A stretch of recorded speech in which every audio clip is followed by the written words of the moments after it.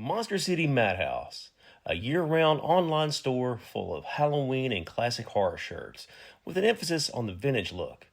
Use code SAVE10 for 10% off your order. MonsterCityMadhouse.com. Free shipping and financing's available.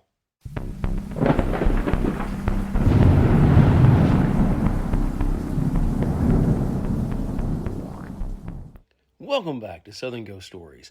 I am the American Haunted Historian, Alan Searcy. Glad you guys are with me today. Hey, right off the top, are you following the Southern Ghost Stories Facebook or Instagram accounts? I've been answering questions live on the show from listeners, and want to make sure you guys have a say in the show. Something you want to ask or some place you want to know about, send me a question. I love jumping into that kind of stuff and interacting with you guys. Also, don't forget our big book giveaway. It's going on through January up until the first week of February.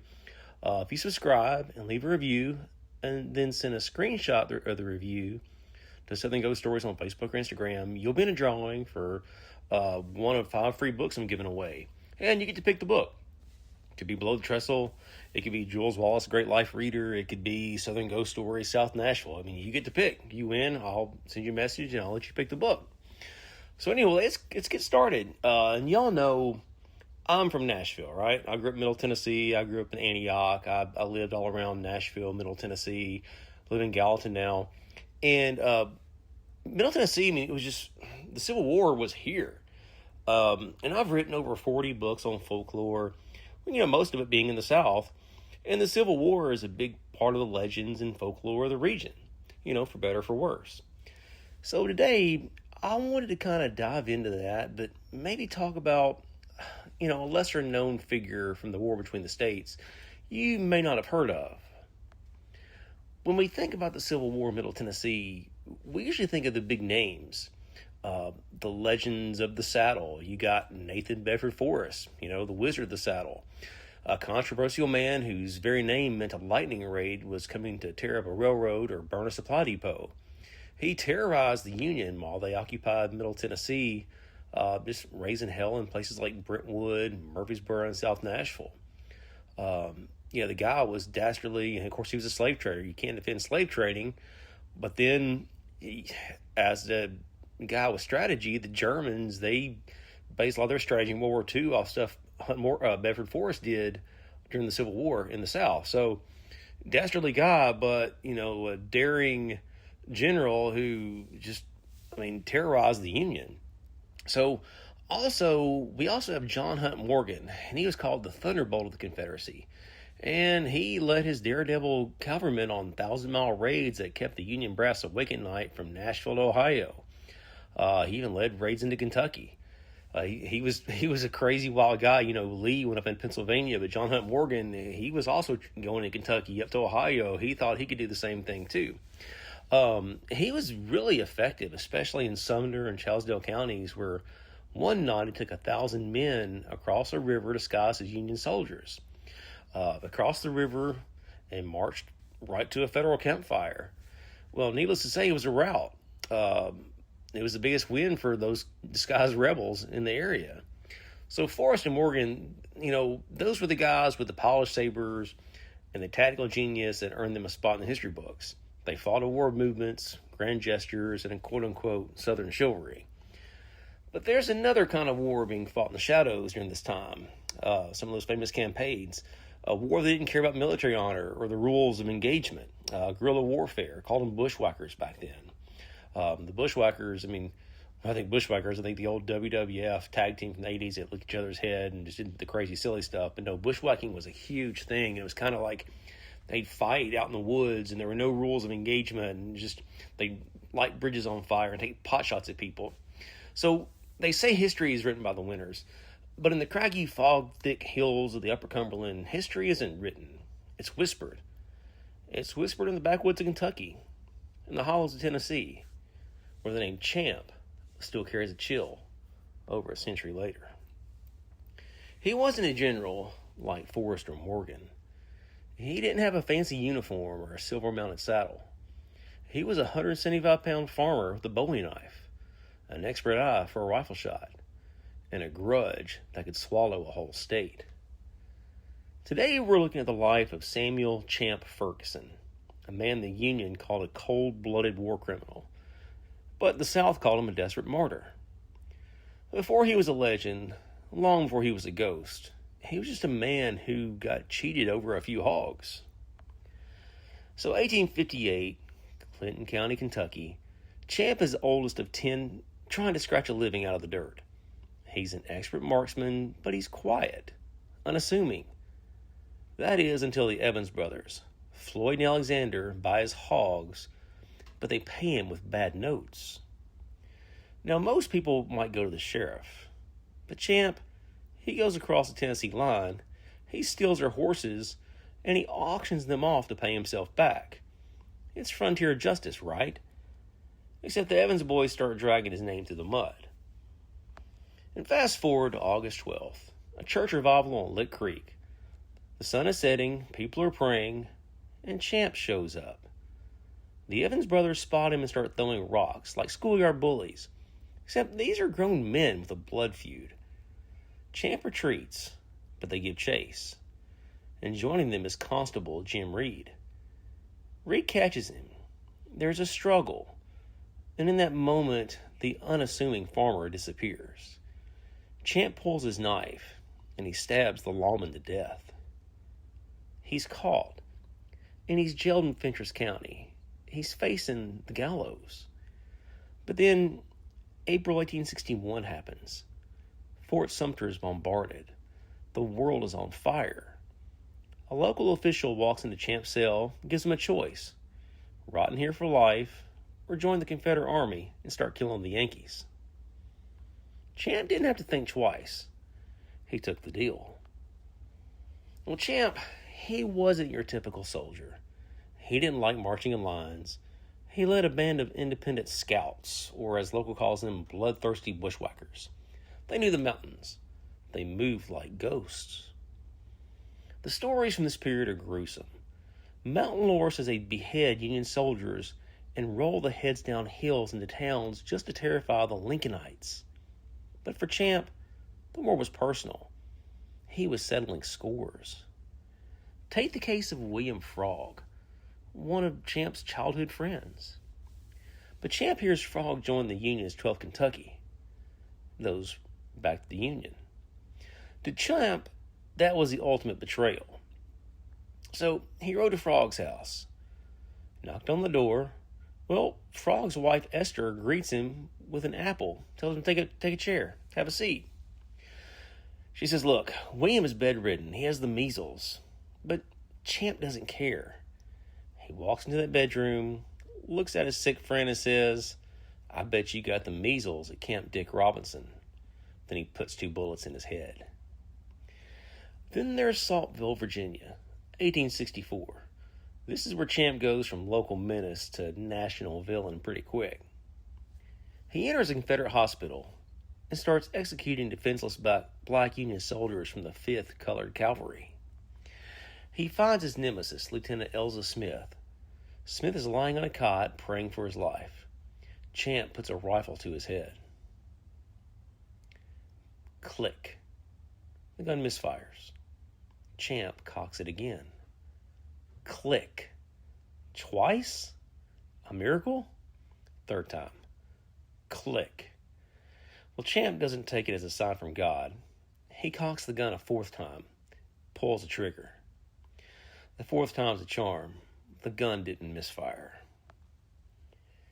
By the end of the war, even Robert E. Lee wanted Champ arrested. He was too violent even for the rebels. But they needed men, so they let him go. When the war finally ends in April 1865, there's a deal on the table, a promise of sorts. Surrender. Promise not to fight, and go on home. Champ gets a letter from a Union officer he thinks he can trust. He goes to Sparta, Tennessee, thinking he's going to get a pardon. Well, he wasn't. The second he shows up, the parole was off the table. He was put in chains, shackled, and sent to Nashville. Well, Champ boasted of killing 120 people, but the government could only get witnesses for 53. So when he was put on trial, it was just a circus. Headlines from New York to London. Champ's defense? It was just war. I only killed men who were trying to kill me. Well, on October 10th, the verdict comes back. Guilty on all 53 counts. His sentence? Death by hanging. Well, Champ's last words to the court were, I die a rebel out and out. Just bury me in good rebel soil. So Champ was taken to the Tennessee State Prison in West Nashville and held until he's going to be hanged. On October 20th, Champ put on a black suit and black silk gloves. He's drinking brandy and joking with the executioner. He tells him not to tie the rope too tight. 300 people are watching. Some are cheering. Some are crying. Colonel Albert Schefter read the charge to Champ on the gallows. Well, Champ cut in and interrupted him. He says, I could tell the story better than that. Schefter just laughed and said, I have no doubt you could. So they placed the rope around his neck. They cut the rope, drops the trap at 11:20. But it's not a clean break. Champ's heart beats for nearly 20 minutes while he hangs there suspended by that rope around his neck. At 11:41, October 20th, 1865, the doctors checked the pulse of the man hanging from the gallows one last time. They pronounced Champ dead. They placed the body in a wooden coffin, nailed the lid shut, and handed it over to his grieving wife to be taken home to the hills of White County. Case closed. The butcher of the mountains was gone. Or was he? Almost before the dirt was settled on his grave in Sparta, the whispers began. And they weren't just coming from the locals, just the gossip there. They were coming from the people who were there and witnessed the execution. Take Henry Young, the Register of Deeds in Pickett County. Young was a man of some standing, a man who dealt in facts and property lines. But he started telling anyone who would listen a story that defied logic. He claimed he helped put that casket in the ground, and he swore on his life it was light as a feather. Nobody was inside. According to Young, the coffin they buried in that small Tennessee cemetery didn't contain 175 pounds of rebel guerilla. It was completely empty. Now, you could write that off as a grieving community wanting their hero to be alive, but then things got weird. A decade later, a man named Rufus Dowdy entered an insane asylum near Knoxville. But Dowdy wasn't just some bystander or farmer. He was a former Union captain who had spent the war hunting for Champ Ferguson all through the mountains. He knew Champ's face as well as his own. Well, as Dowdy was walking through this mental facility to admit his daughter, he froze. Walking right past him, dressed in a white coat, was his old nemesis, Champ Ferguson. Dowdy's daughter even called out, "Hey, Champ." The man, the doctor, he stopped. He looked at them with his wide, nervous eyes, and then turned and hurried away into the depths of the asylum. How does a man executed for 53 murders end up practicing medicine in Knoxville? Some said there was a last-minute reprieve that came from Washington, a secret deal made in the shadows of the Reconstruction era. Others say the man on the gallows, it was a body double, and the real Champ Ferguson had already slipped into the night. So, in 1907, the legend caught fire again. A man in Clinton County, Kentucky, walked into the office of the Salina Messenger and dropped a bombshell. He claimed he was Champ Ferguson's son. He told the reporter that his father hadn't died in 1865, but had spent the last 40 years living under an assumed name, keeping a low profile to stay one step ahead of the men who still wanted him dead for what happened at Saltville and Lick Creek, as well as other places during the Civil War. Did Champ Ferguson really die on that 8-foot scaffold? Or was the final act of the rebel out and out his greatest escape? Whether his heart stopped in 1865 or decades later in a quiet hospital ward, one thing is certain. The spirit of the butcher never really left the Upper Cumberland.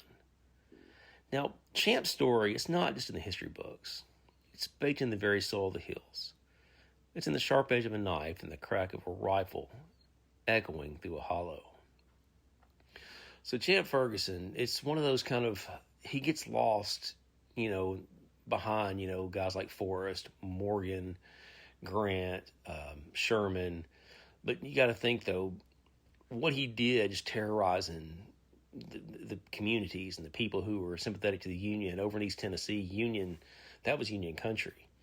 So he was just trying to keep them on edge and, cutting people's heads off rolling down hills. That's just dastardly stuff. So, I think that Champ probably got it, and it's just kind of a tall tale. They want to keep his name alive, but I'm pretty sure Champ Ferguson's dead. So, hey, make sure you're subscribing to the podcast, and you're also leave us a review. Apple Podcasts, Spotify, wherever you find us, leave the review, then take a screenshot and send it over to Southern Ghost Stories Facebook or Instagram. And like I said, there's going to be 5 books given away in early February, and I'll let you pick the book. It can be Southern Ghost Stories New Orleans, it could be Ghost Stories Graveyard Tales St. Louis, all kinds of wild stuff. Also, I got some new books on the way. I've been hopefully finishing up Pistols of Red River, Andrew Jackson versus Charles Dickinson, the crazy dueling story from back in 1806 that almost buried Andrew Jackson's career. But yeah, it's one of the wildest dueling stories. There's actually 2 dueling stories in the book because there's a duel before the duel. It's a crazy, nutty story. But anyway, be sure to check back with me, and thanks for listening to Southern Ghost Stories. I'm your host, Alan Searcy, and don't forget to subscribe, leave a review, and send a screenshot at Southern Ghost Stories, Instagram's Facebook pages. And I'll see you guys back in a few days. Check out the exclusive shirts from Monster City Madhouse, Gravestone, Rocktober, and Val Halloween. All that and much more at monstercitymadhouse.com.